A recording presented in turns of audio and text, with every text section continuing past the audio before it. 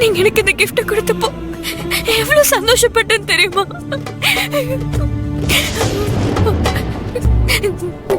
என் வாழ்க்கையிலேயே பெருசா நினைக்கிற கிஃப்ட் இதுதான்.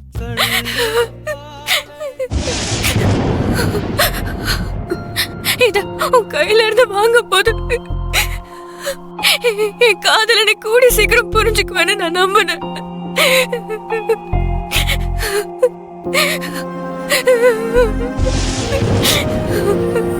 ஆனா அதுக்குள்ள இப்படி என்னென்னமோ நடந்து போச்சு.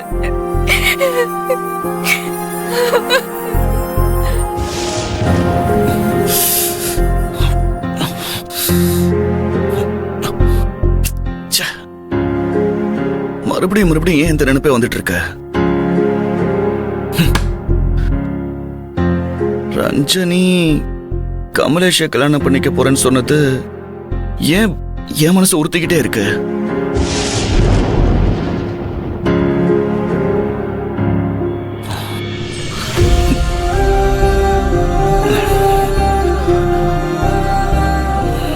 அன்னைக்கு கூட எனக்கு சப்போர்ட்டா பேசிதான் ரஞ்சனி கமலேஷ் சாரை திட்டினா. ஐயோ, அப்புறம் எப்படி கமலேஷ் சாரை போய் பிடிச்சது அவளுக்கு?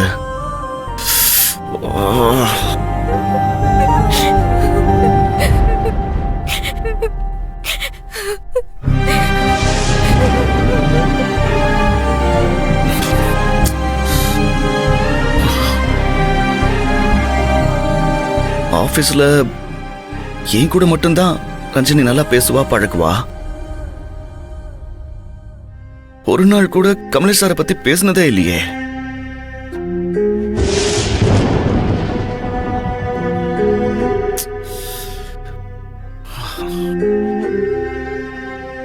கமலேஷ் சாரை பத்தி பேச்செடுத்தாலே கோவதானே படுவா.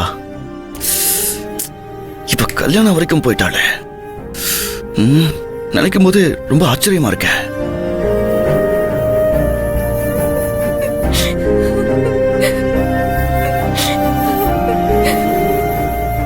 சரி, ரஞ்சனியும் நம்மள மாதிரி சாதாரண குடும்பத்தை சேர்ந்த பொண்ணு தானே. பணக்கார மாப்பிள்ளை கிடைக்கும் போது ரஞ்சனி வேணா நான் சொல்ல முடியும்?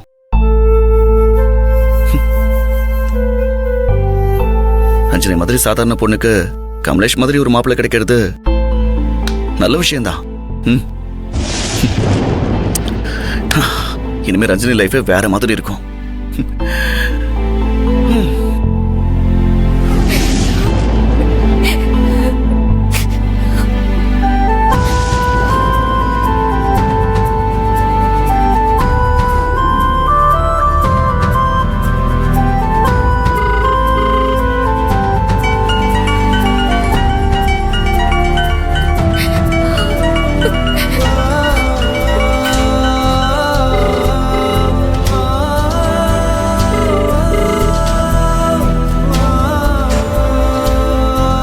போன் எடுக்கலையே.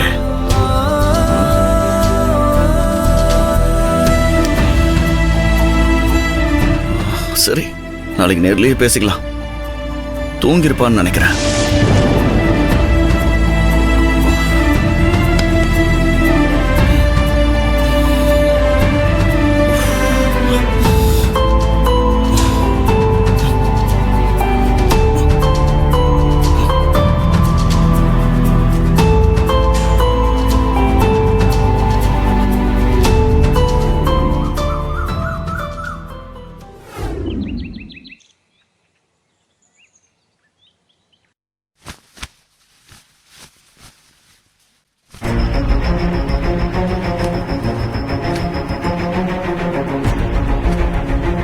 என்னாச்சு? என்னாச்சுனா? இல்ல, முகம் ஒரு மாதிரி டல்லா இருக்கே, அதான் கேட்டேன். அதெல்லாம் ஒண்ணும் இல்ல, எப்பவும் போலதான் இருக்க. ஆ அப்புறம் நேத்து நைட்டே உங்ககிட்ட ஒன்று கேட்கணும்னு நினைச்சேன், மறந்துட்டேன். அவகிட்ட புது ஃபோனை கொடுத்துட்டீங்களா? ம், ம். கொடுக்கும்போது கண்டிஷனை சொல்லிட்டீங்கல்ல, இனிமே அவ எதுவுமே கேட்க கூடாதுன்னு. அவ இனிமே என் விஷயத்துல தலையிட மாட்டாள.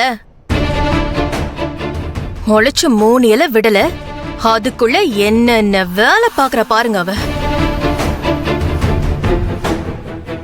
வீடு உண்டு வேலை உண்டுன்னு நீங்களும் உங்க தம்பியும் எப்படி இருக்கீங்க? ச்சே, ஆனா உங்க தங்கச்சி அப்படியே ஆப்போசிட், பக்கா கிரிமினல். உங்களையும் உங்க தம்பியும் வளர்த்த மாதிரி தானே உங்க தங்கச்சியையும் வளர்த்தாங்க. இவ மட்டும் ஏங்க இப்படி இருக்கா? அண்ணின்னு கூட பார்க்காம என்னையே இப்படி மிரட்டுறா அவ. பா, நாளைக்கு கல்யாணம் ஆகி புகுந்து வீட்டுக்கு போனான்னு வைங்க, என்னென்ன பாடுபடுத்த போறாளோ அவங்கள. போது நிறுத்துறியா நீ? ஆரம்பிச்சு வச்சதே நீதான். எல்லா தப்பையும் பண்ணது நீ. இப்போ என் தங்கச்சியை குறை சொல்லிட்டு இருக்கியா நீ? அண்ணன்ற வார்த்தைக்கு மறு வார்த்தை பேசாதவ. நேத்து என்ன சொல்றா தெரியுமா?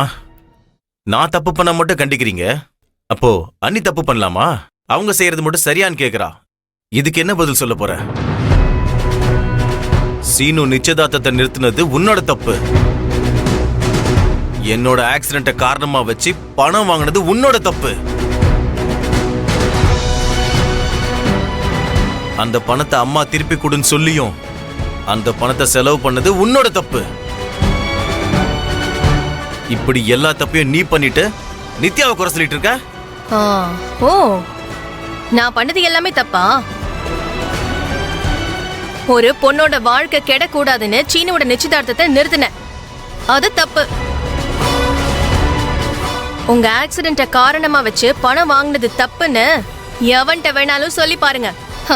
பொழைக்க தெரியாத ஆள்னு உங்களை தான் திட்டுவாங்க. இதெல்லாம் நான் எதுக்காக செஞ்சேன்? நமக்காக. கொலகாரன் கூட அவன் செஞ்சது நியாயம் தான் சொல்லுவான். அதுக்காக அவன் செஞ்சது தப்பு இல்லைன்னு ஆயிடுமா? இவ்ளோ சொல்லிக்கிட்டு இருக்க, புரிஞ்சுக்கவே மாட்டீங்களா நீங்க? சரிங்க, இப்ப நான் என்ன பண்ணணும் சொல்லுங்க.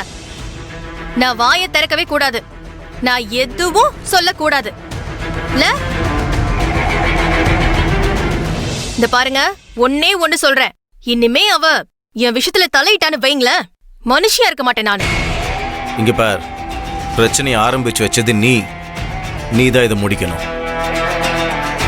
இனிமே விஷயத்துல நீ தலையிடாத. அவளும் விஷயத்துல தலையிட மாட்டா. கொஞ்சம் கொஞ்சமா அவளும் குணத்தை மாத்திப்பா. அதுக்கு முன்னாடி நீ திருந்துற வழிய பார்.